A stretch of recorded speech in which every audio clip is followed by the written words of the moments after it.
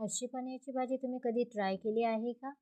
तर नक्कीच ट्राय करा. कांदे आपण गॅसवर भाजून घेतले, खोबरे पण भाजून घेतले तव्यावर छान, लसूण घेतले आपण, टमाटर घेतलेला आहे, चटणी सोयीनुसार घेतलेली आहे, परत धनेपूड घेतलेले आहेत आणि मसाला घेतलेला आहे. एकीकडे आपण ते छान मिक्सरमधून काढून घेतले.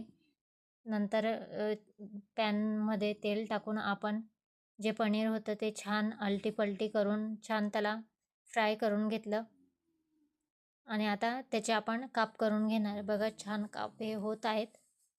आज घरच्यांना पनीरची भाजीच खायची होती, मग केली पनीरची भाजी. तुम्हीही नक्की ट्राय करा.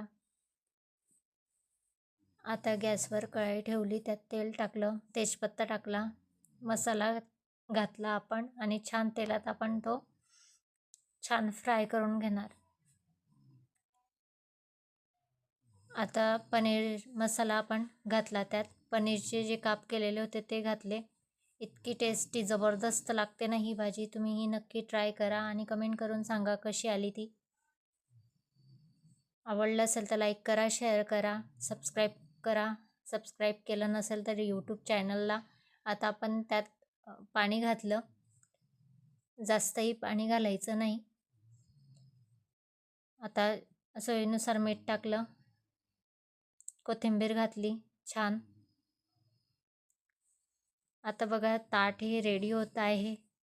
घरच्यांना तर सर्वांना आवडली पनीरची भाजी. तुम्हीही नक्की ट्राय करा आणि घरच्यांकडून स्वतःची वाह करून घ्या. एकच नंबर, मस्तच झाला आपला ताट हा तयार. तुम्ही या जेवायला.